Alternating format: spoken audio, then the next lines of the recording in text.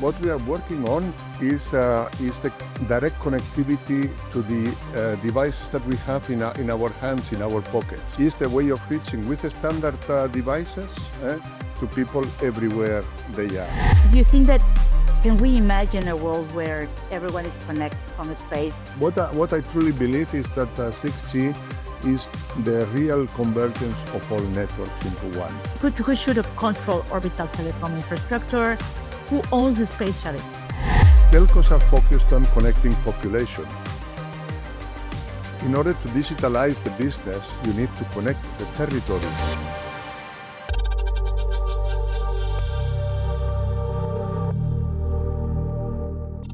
Welcome to the Tech Foresight podcast, where we are exploring how emerging technologies shape industries we lead, the societies we live in, and the future we want to build. I am Diana Daniels, I'm a Mexican entrepreneur and investor with roots in the telecom, blockchain, and the digital inclusion areas. My team and I have built infrastructure where most people saw barriers, and I've always believed that the unseen layers of tech are the ones that matter the most. And today, we look beyond those layers, far beyond, where above us, maybe orbiting the Earth, lies the next chapter of global infrastructures, the space-based connectivity. Satellites are no longer just whatever is reporting GPS. They are becoming the backbone of the digital inclusion, cybersecurity, and even geopolitical strategy. And at the center of this transformation is Europe, quietly building its own approach to the space infrastructure through the work of the European Space Agency. And our guest today is someone who doesn't just is observing this future, is helping building it. I want to welcome Xavi Lobao. He is the head of Future Telecommunications Project at the European Space Agency, ESA, and he leads programs that push the boundaries of a space-based telecom, from quantum to secure networks to the satellites that may soon power 6G. Welcome, Xavi. Thank you for being with us. Thank you for having me in your podcast. Thank you, Xavi. Well, in your opinion, who should control orbital telecom infrastructure, or how do we build these resilient, neutral systems that hopefully governments and citizens and maybe the private sector can trust, especially in these type of moments of conflicts? Who owns the space, Xavi? Yeah, nobody owns space, but it's a public good, and in the same way that the oceans are not owned by anybody. So and we have to make sure that the oceans or the are healthy, no, and therefore we have to be mindful about not polluting the seas and so on and so forth, because it is a source of wealth. Say for fishery, but also for the social enjoyment. So in the same way, space is not a regulated environment. So it requires good practices, and we are in Europe. We are very concerned about the proliferation of orbital debris, and we have in the European Space Agency we have issued a charter of values. To avoid the generation of orbital debris in space, and I, as one, believe that they should be, not a policing body, but a mechanism of incentives. Imagine a situation in which companies have to pay a tax for every kilo that they are sending into orbit. That would be great, because then they will think it double, right? Yeah, so if companies pay for every kilo they send to orbit, and like the bottles, no, in the supermarket, when you are giving back your bottle, you get your money back, no. When you are bringing down your kilo of a spacecraft, you get back the money that you deposited there. This could... How much debris is out there right now? Well, not much, but the problem is that debris can be catastrophic. In the sense that collisions among objects in space generate more debris, and this is a kind of, say, cascade that can go, and can destroy completely the orbit. Never ends. So, but to follow on this thought that I was explaining, Diana. Imagine that companies are putting their attacks for the kilos that they are sending to orbit. There can be a business set up for companies that are recovering debris, and they are getting this money that is deposited by some other companies. They are earning it as revenues because they are recovering. These are like the I like this. garbage collectors, no? And then they can make money collecting the garbage of others, no? This is I love this. yeah. Do you think that, can we imagine a world where everyone is connected from space? Today, 2.6 billion people still live without reliable internet access, but with low Earth orbit, LEO, the constellations that are from players like Starlink, OneWeb, and these ESA initiatives, we're closer than ever to global coverage from space. What do you think, Xavi? Can this truly close that digital divide connecting remote regions in Africa or the Amazons or the Arctic? Or are we just shifting that divide to a new layer from ground to the orbit? What is your take on this? Yeah, so no, I truly believe that the convergence of the networks. With the mobile networks have reached a lot, and but as you said, there are basically 3 billion of people that are not connected. And it is not economical to expect that the mobile networks will grow and will expand and cover all those people. The only way of reaching those is via satellite. But the satellite has to be seamlessly connected to the terrestrial mobile networks, and this is what we are working on now.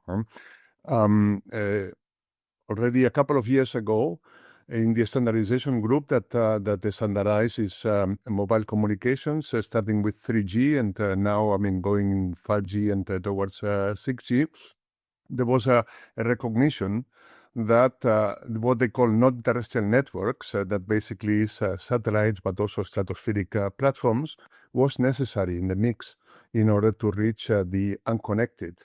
And now, as you said, there are a few examples of constellations that are being built up that have a global coverage. And now, what we are working on is the direct connectivity to the devices that we have in our hands, in our pockets. What we call direct-to-device connectivity, that also includes the Internet of Things, is the way of reaching with standard devices to people everywhere they are. In the developed world, in remote areas, like on top of mountains or in the middle of the sea or up in the air, and in not so developed areas, reaching everybody that has a device in their hands. I like this because it's very interesting. I guess that for instance, the US has a Starlink, right? China has its own satellite mega constellations. Jeff Bezos is with Amazon is launching Project Copper. Meanwhile, the ESA is taking a multi-country public infrastructure approach, I believe. What's your vision on how Europe can not only keep up, but hopefully lead when it comes to building sovereign and sustainable space-based networks? Right. What do you think? Do you think that we are competing? We are capable to compete in Europe in this space infrastructure race, or where are we? Yeah, so it's not really competing on a market or a global basis. It's to have our own solution. Think of something, Diana. The mobile technology that we have today originated in Europe. At the beginning of the mobile networks, every region of the world, the US had a technology that was not compatible with the technology that was developed in Europe and Asia and so on. And there was GSM was the beginning of a global. It is the global standard for mobile communications, GSM. That started in Europe. So the DNA of Europe is standardization and interoperability of different technologies. So it's not a question of competing with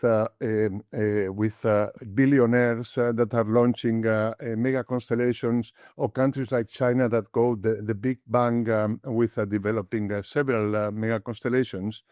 The approach of Europe is to unite forces and to aggregate and to federate people together. And this is what we are doing at this moment with an initiative that we are proposing to our member states for subscription for financing at the end of this year.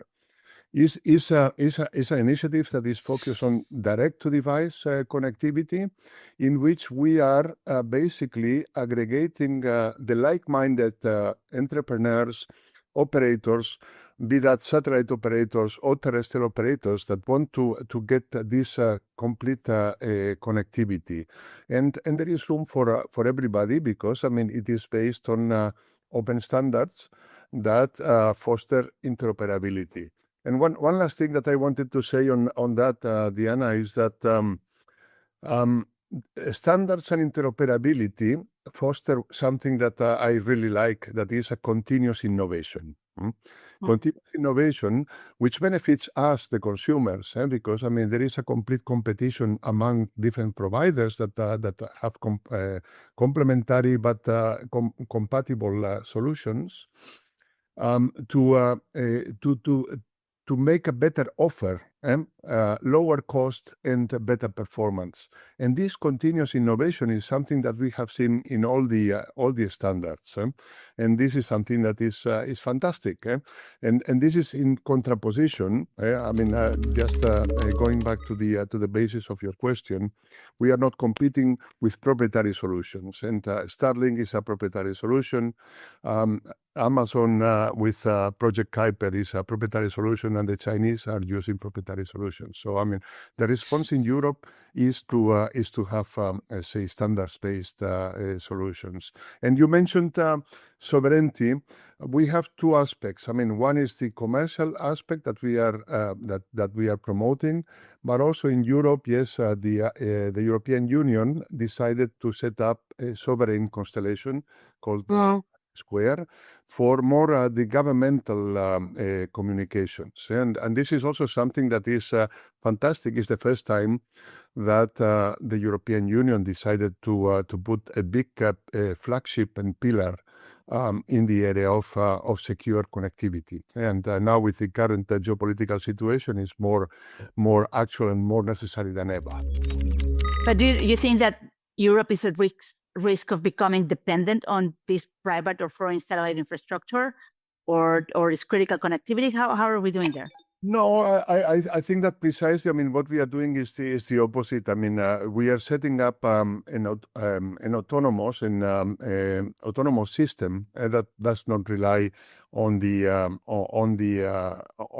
proprietary solutions of big entrepreneurs or big countries. I mean, Europe needs to have its own means of providing secure connectivity.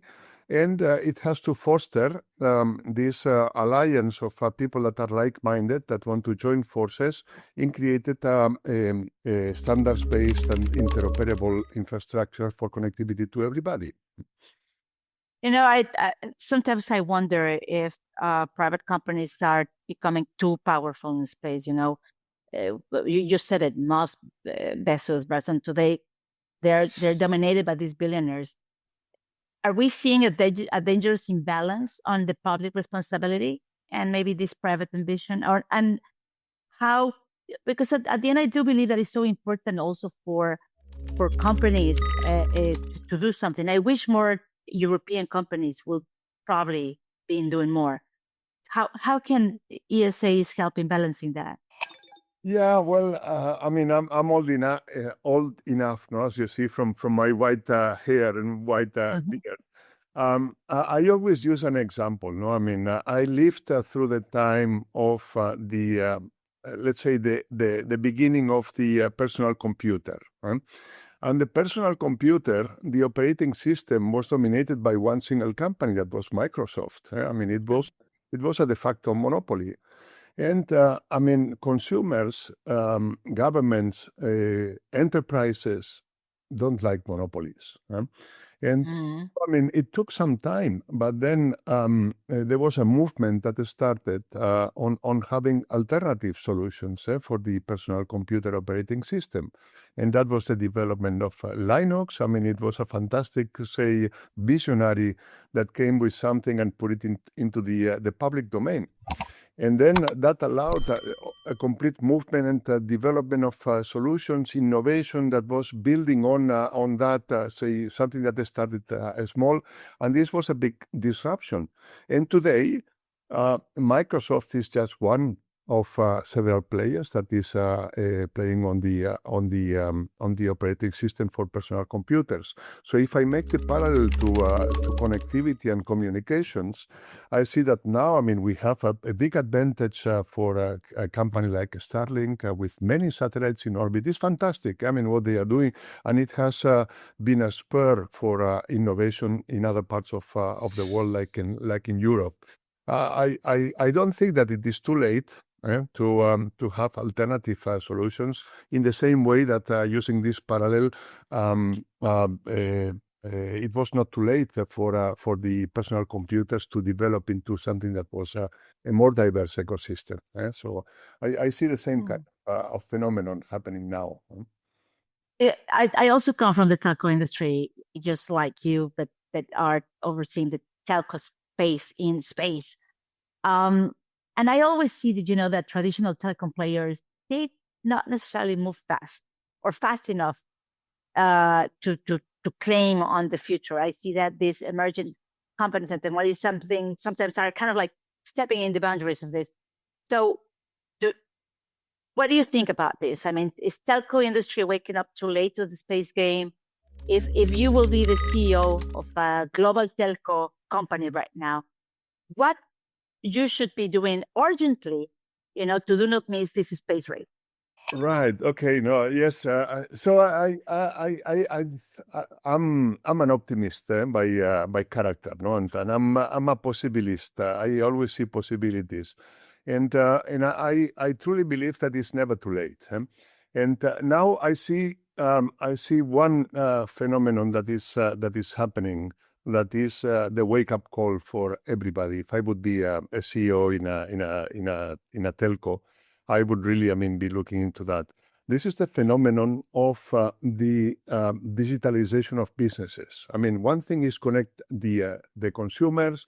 A telco in Europe would say, I'm covering 90% of the population. I'm okay. I mean, but when you are not thinking about connecting consumers, but connecting businesses and digitalization of businesses, particularly in mobility, in transport and mobility, I mean, think about moving goods, I mean, in a multimodal transport scheme. So, I mean, we have goods that go into a container that travels by road, by train, then gets into a ship or a plane, and then gets somewhere else, and then it does the other way around, and it ends up in a logistics center somewhere, no? So, I mean, the possibility of digitalizing all this business of the moving of goods is what is driver for having connectivity everywhere. So, I mean, telcos are focused on connecting population. In order to digitalize the business, you need to connect the territory, and not just territory, but also the ocean, also the airspace and railways that are more or less connected, not everywhere. No? So this is the big opportunity that I see. No? And there is where economically it doesn't make sense to deploy the terrestrial infrastructure. So I mean, there is where there is a big drive for adoption of satellite as a complement to the terrestrial, so that then what we need is to make sure that there is a seamless connectivity, so that, I mean, imagine this container that is going around with different means of transport. The container can be tracked, can be connected, and even in the future, the goods that are inside of the container will send information and will be monitored. I mean, there are some very high value assets that are being moved around, for which it would be advantageous to have a continuous monitoring of whatever parameters are important for that valuable asset.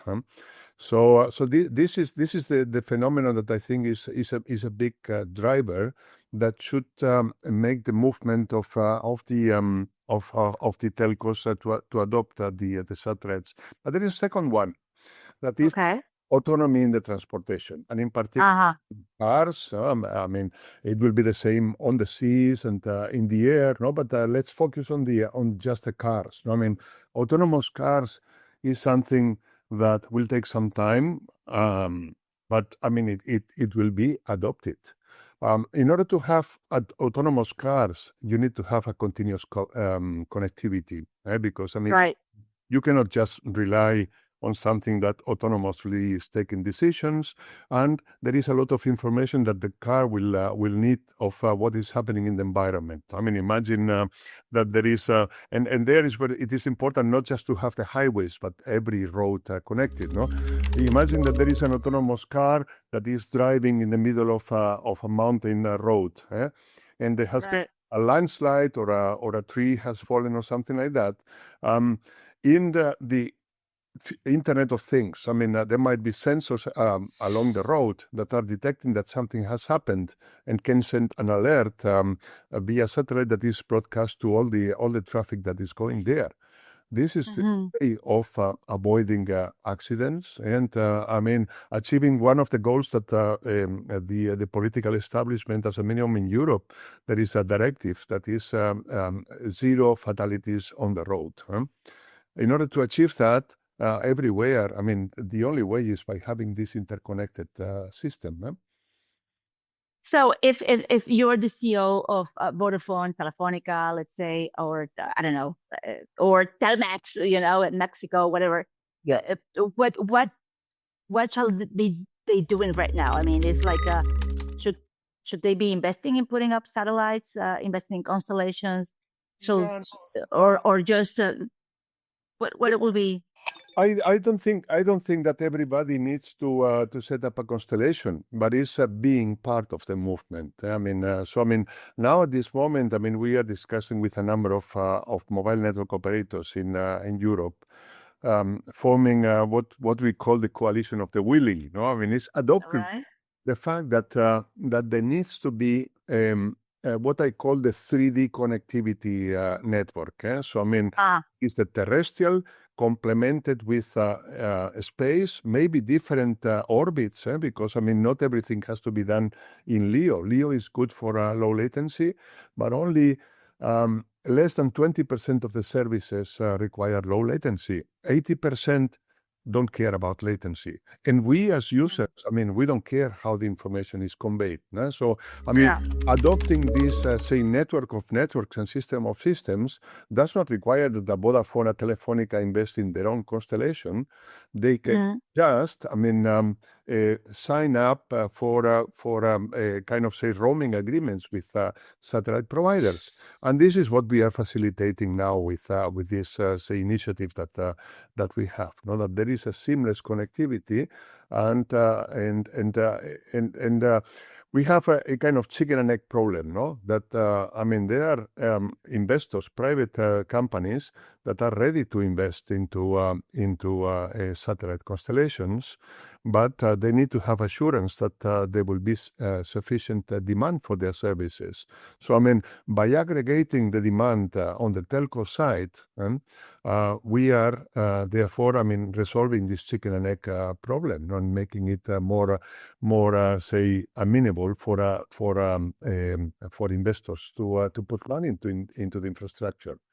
And that, I mean, again, complemented, as you mentioned, I mean, I'm talking mostly about, say, entrepreneurs in the private sector, but the same applies to the public sector and networks like IRIS² in Europe, that are more thinking about sovereign and secure communications. But I mean, there are ramifications towards this kind of, say, business connectivity. I love this because if you've seen, we were together at the Mobile World Congress here in Barcelona some months ago, and I saw a lot of startups in this new space economy, but it's still very capital intensive industry. Do you believe that there's still room for entrepreneurs to disrupt? And or do you think that this space game is already locked in? And if you think there's this room to disrupt, what areas shall these entrepreneurs should come and start working on? Yeah, so I mean, I, again, I'm a true believer that that by standardization, I mean, you are fostering innovation in all the different, say, layers of the network. And I think, I mean, there is room for disruption and for innovation everywhere, from the satellite technology, through the different say components of the network, including on the ground. Now there is a phenomenon. We are moving towards 6G. I mean, now we are rolling out 5G. But since last month, I mean, actually, I mean, at the same time as the Mobile World Congress, I mean, there was the kind of, say, kickoff with a workshop of what is the definition of 6G in the standardization group that is called 3GPP. And what is 6G is being debated. And now, I mean, there will be studies that will be defining what will be the key traits of 6G.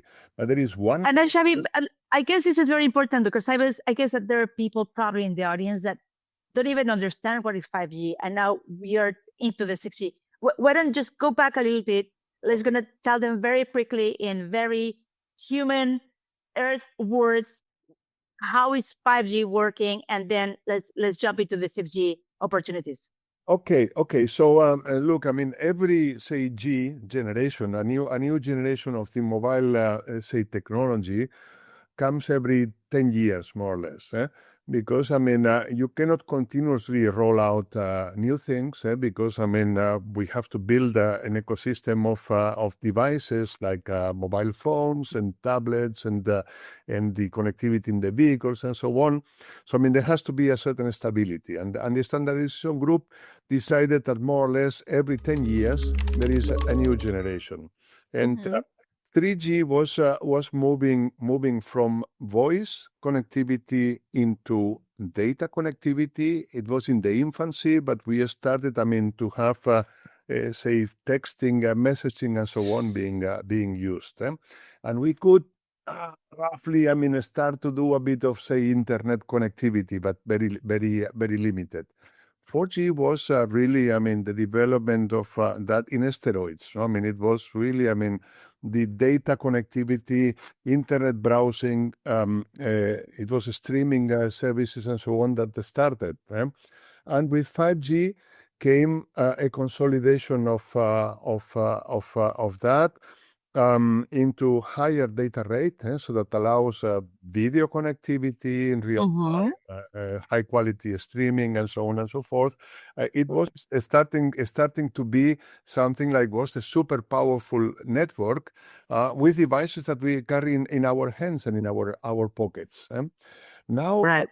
Yeah, see, and in 5G came these non-terrestrial networks. It started for the first time. No? So, I mean, it was moving from just cell towers that are deployed on the ground in the territory, and that are focused mainly on connecting the populated areas or the highways or the railways and so on, into something that could become a more, I mean, a complete coverage kind of element. With it comes a level of optimization. I mean, first, what I truly believe is that 6G is the real convergence of all networks into one. I mean, of course, the fixed connectivity is fiber. So, I mean, wherever you can reach with fiber, it is unbeatable. But fiber only connects the fixed points.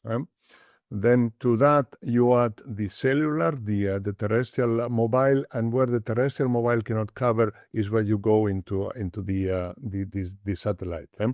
I mean, in this as the beginning of the definition of 6G, there is a lot of discussion about AI optimization. Okay.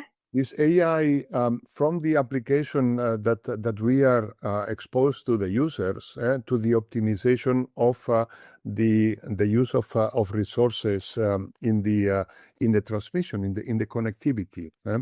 There is a lot of now talk in 6G of being say more sustainable and consume less energy, less resources. And that is very complicated to do with human optimization. And so AI will have a very important role there, which means that you have to place intelligence in the different elements of the network. For us in the space domain means intelligence on the satellites. And of course, every generation is higher data rates and more versatile connectivity. With 5G, we started with what they call a slicing. That is basically optimizing the allocation of resources for a given service, even for a single user. I always use the example of an ambulance. There was an accident. They took into the ambulance somebody that was seriously injured, and as they are driving towards the hospital, they are already trying to make the best diagnosis of what would be the treatment. It's a life or death kind of situation. And for that, they might be doing all kind of, say, images there that from the ambulance, sending them directly to the hospital, where the specialist is looking and deciding what to do with that patient. So imagine an ambulance that is crossing very quickly the territory. You don't need to have all the resources focused everywhere for the ambulance, no? But if you have the means of tracking the ambulance, you can optimize that this is a high speed connection and very high priority, because we don't want that this is compromised, because there is a life of that situation. So 5G started to allow this kind of situation, or setting up networks for an enterprise that is. I was using earlier the example of the containers, no, that are moving around. Again, something that you can imagine, that as you are moving from network to network and from tower to tower, you can optimize the parameters of the connection. And that is 5G. Yeah, that is 5G. And then 6G. And 6G is that exploded into a dimension that we can only start to imagine now. So is giving more flexibility, is giving a better optimization of the resources, ultimately reducing energy consumption, reducing, optimizing the use of the resources, so that they are not wasted, but they are, focused on what is the service that is being delivered at every moment and to every user. So it seems that 6G is still being kind of like designed on what it's going to be, right? Because in my conversations also with the vendor equipment, providers or technologies and so on, there's always this issue on if 5G is still profitable, if people are, especially in telcos, they're like putting all this infrastructure that was like very expensive, and they're still not making money out of it. And now we're really thinking 6G. So yeah. No, but No, that's a very important point, Diana, because indeed, so it takes time. Now we are starting to discuss about what 6G should include, and then will come the technology assessment of can technology allow for all these things. There is a discussion about using the cellular network as for sensing. Not just for communication, but also for sensing. There are discussions about fascinating things like reconfigurable structures that are optimizing depending on the needs. So I mean, some of those will fall down and in the maturity for that. And this is very important for the listeners to understand, no? That the standardization process takes kind of say 5 years. So I mean, we are starting in 2025 for something that so it's going to finish in 2030, right? It will be finalized around 28, 29, 2030 for rollout commercially in the 30s. So I mean, so there is still. I mean, we are in the middle of the cycle for 5G, and now we start. Xavi, why it takes so long? Why standardization takes so long, and how AI probably can help us accelerate this? Is there a way that we can accelerate the time of standardized anything? No, well, I believe that the time for standardization. Is there a need of accelerating that? I don't think so. I mean, that's why we start early enough. I mean, you have to understand that 3GPP is a kind of say consensus-based organization, where I mean there are companies from all over the world. There are, I mean, virtually. I mean, there are several. I mean, there are thousands of people that attend the meetings, and there are discussions happening online, and then plenary meetings where they are consolidating and they are forming kind of say discussing about the different proposals, what are the benefits, and so on and so forth. This is a human intensive process, no, that requires time. Can you replace that by an AI? I don't think so, because I mean then it would be an imposition, no? And here is I think is a tension between ingenuity, no, that is proposing bright ideas, and the commercial forces and the limitations of technology, and what is the cost of technology, what is the step that is needed in terms of technological development. I mean, making a trade-off between all that is what takes some time. And you have powerful forces, and you have also, I mean, some people that have dissenting views. They are smaller, but maybe they have a point. Yes, I mean, it requires time, and it requires all this, say, discussion fora. No, that's why, yeah, I mean, it is a fascinating movement, the 3GPP. I am not an expert. I mean, I don't follow. I have colleagues that are attending that on a regular basis, but I attended once just to get the experience, and it was fascinating to me. I mean, the dynamics of the plenary meetings, and you have. Xavi, we are entering in an era where space engineers need to understand all these things, but also more things about, you know, cybersecurity, quantum physics, or even AI, right? And especially where in our business, telecom executives, they need to speak also the language of orbit. So if you will need to advise, let's say, an 18-year-old today, you know, that is thinking on what to study, what skills do you believe that are becoming essential for the next generation of professionals in this area? Yeah, it is difficult. I mean, I have a very personal view of that, because I mean, so my background is telecommunication engineering. No, I studied a master in telecommunications engineering, and I was tempted, enticed to go and specialize and do a PhD, and I decided not to. I prefer to be a generalist rather than a specialist.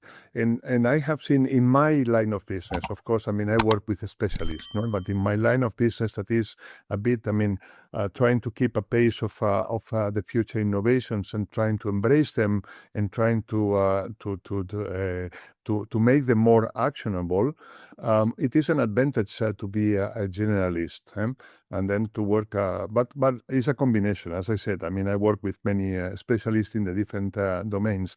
What is important, and I think what I would advise, what I advise my kids, and what I advise everybody that wants to listen, is to learn how to learn. because one thing that is unavoidable is that technologies will evolve.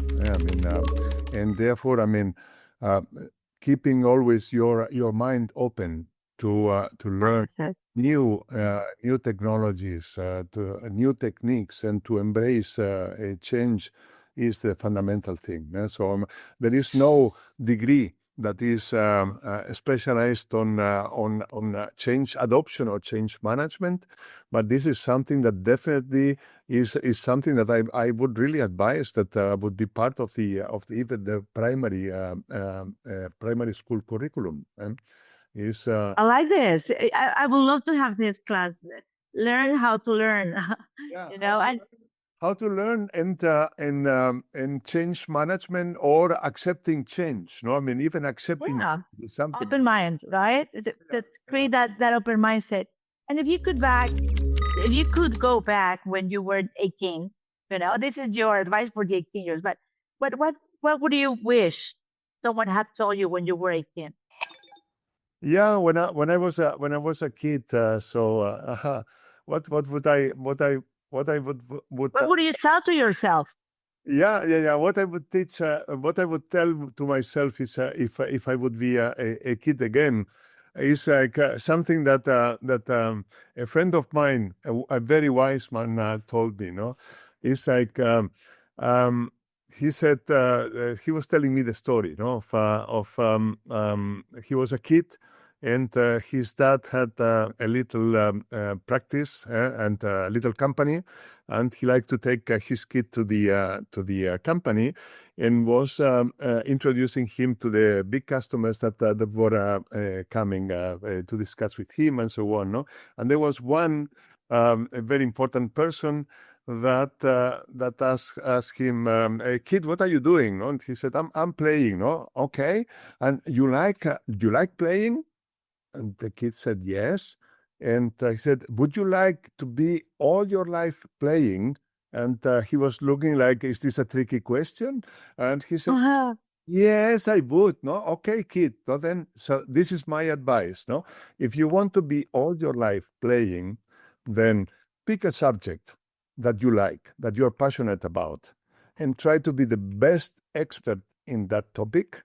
And then by becoming the best expert you can in that topic that makes you passionate about, you will be all your life playing. This is what I would tell myself. No, it's like I like this.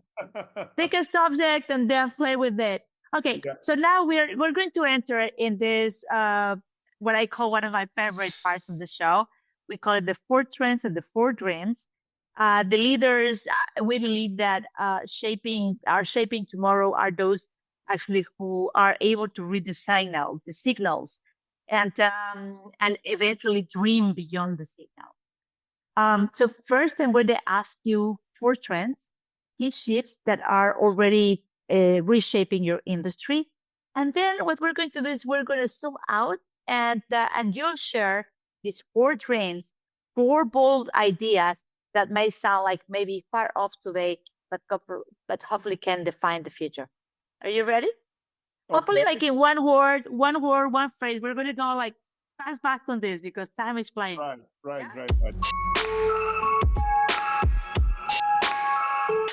The first one is very much connected with the conversation we had so far. Okay. Is the connectivity everywhere? Okay. This is a trend that I see, and then I will come to my wish on that. No, a second one is the quantum phenomenon. Yeah, and I will elaborate on that. No, a third one is on the exploration of space, the solar system, with robotic, and then maybe in the future human exploration, and how telecommunications can support that. And the fourth one. What can I think of? What can I think of a fourth? What about the public or private space collaboration? What trend do you see there? Oh yeah, yeah, yeah, yeah, yeah, yeah, yeah. That indeed. I mean, this is a very important one. No, so yeah, yeah, yeah. It is in effect. I mean, the global scale collaboration between governments and private enterprises. Yeah. Like this, like this. Okay, let's gonna move forward and then going to the dream part. Okay. Um, what will be? Let's position ourselves 25 years from now, 2050, and tell me what will be your dream for universal digital inclusion? How does it look like? Yeah, so for me, I mean, this convergence of networks allows basically a development at global scale. No, I mean, and I'm thinking about education. I mean, I'm thinking that in the same way that I can have trainees in my office, no, that are participating in a program and we are developing some ideas together. Imagine that we can do that at a global scale, no, with kids in a country in Africa or somewhere in a small village in a country in South America. I mean that would be one of my dreams. Or that people in a village in Africa can make business thanks to the connectivity. They can sell their goods and products on a global scale. Mm? Even if it's Yeah. business, but allowing that. This is Okay. my wish. This is dream number one. Dream number one. Dream number two. Number two Tell on me, the quantum phenomenon. Yeah. So tell me about it. yeah, so now I mean we start to have quantum computers, and we are in the infancy of quantum sensors. I have a vision that might be realizing in 10, 20 years from now. That is what I call the Internet of the quantum things. So and I can give you one example. No, I mean we have the quantum sensors are super accurate, extremely Yeah. accurate. So I mean, if we can measure acceleration, now there are quantum accelerometers. No, I mean, imagine that we have quantum accelerometers that are measuring at very super high precision, and then you have a network of those quantum accelerometers around the Earth. We can have a model super accurate of how the Earth is behaving. And Uh-huh. today, I mean, we are happy with measuring that. I mean, the quantum measurement translated into a digital value and then send it to a computer and process it there. No, my vision is in the future we will be able to exploit better the connectivity of these quantum measurements processed in a quantum domain. Today we cannot even imagine those applications. When I discuss with my friends that are working on quantum computers, they say no, we are happy enough to split an algorithm into two quantum computers and connect them digitally, not quantum. But I mean, I can imagine a quantum information network in which we will be able, like today, we have an internet of digital information. We will have in the future an internet of the quantum information. So the quantum of everything is your dream number two. Your dream number three about let's see something on maybe Exploration. Europe. Yeah. Oh, exploration. I love that. Yes. Okay. Yeah, the exploration. So, I mean, now, I mean, we are exploring the moon. And in the US, now the new administration is talking about going to Mars and so on. Now, exploration traditionally, I mean, in the last decades, has been done in an inefficient way, in the sense that you have to send a mission to the moon or to Mars or whatever it is, with everything, including their communication means and their means for navigation, positioning of the whatever it is, the lander or the orbiter, and so on and so forth. So my vision for 2 decades from now is to have like we have a network on Earth that is communicating us, people and devices, the same is at the solar system scale, using a standard, so that we can use the like of these devices. If I am an astronaut, I can use this kind of say device, of course adapted to the environment on the moon or on Mars, if we have a rover, I mean, it uses the kind of, say, 5G, 6G technology, whatever will be there, then the G that applies, a standard connectivity that is connected to, like on Earth, to a cell tower, no, that is in the vicinity. I mean, there it might be an outpost that is connecting to and this is happening already in 2015. 25 years from now, you believe that then we will have this interplanetary communication network. Yeah, I do believe that it can happen. I mean, it is not. It can happen. It is a possibility if we are able to, based again on open standards, we are able to cooperate on a global scale. I mean, different agencies, and we are doing that now for the moon. I mean, we are working in ESA together with NASA and JAXA in Japan, and we have a common standard called LunaNet. And the same footprint or the same blueprint could be used for communications extending beyond. And it would require the cell towers. In this case, would be satellites that are circling some solar bodies, or it might be some, say, data relay stations that are somewhere. No, yeah, this is my vision. Okay, that is number 3. We still need one more. Yeah, the public-private cooperation. So I think that governments are important to stimulate. And I mean, now we are in a kind of say economic crisis of sorts in terms of technology. There is a limit of what private enterprises can do in terms of investing in uncertain future. So I mean, what does the public sector agencies like ESA do? Is invest into the very advanced technology that is uncertain in terms of its usefulness. I mean, taking risk and maybe, I mean, making mistakes. No, I mean, why not? I mean, innovation is about trying things. Not everything will succeed, and so I mean, it's about allowing the possibility of trying things that are providing a potential big impact in terms of a new disruptive innovation or whatever. This is the role of the agencies to make an environment where we can foster more creativity and innovation from the private sector. And then, I mean, the private sector, I mean, once something succeeds, I mean, they are on their own.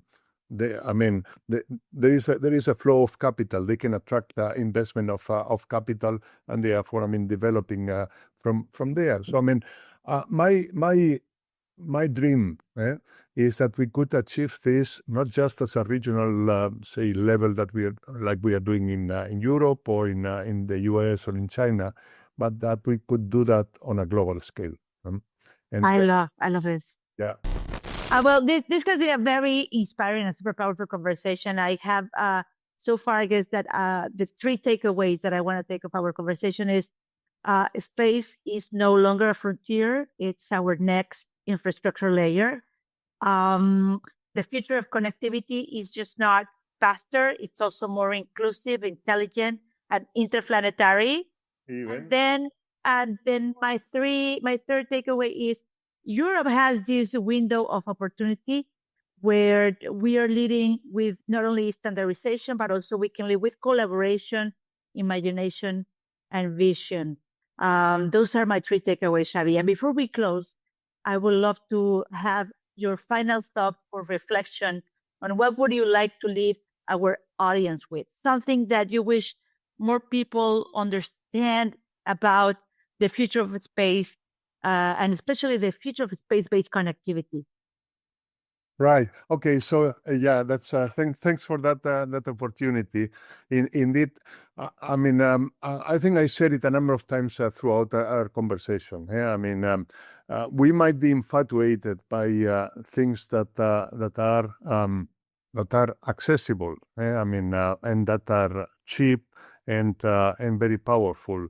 But I think that what is important is to think beyond the immediate and think about the longer term potential of I want to give as the thought is open standards and interoperability. No, so I mean, embrace the movement of open standards, because this is what maybe now, I mean, it is not as shining as what you can get with a proprietary standard, but in the long run, it opens up the possibility of this bigger impact in terms of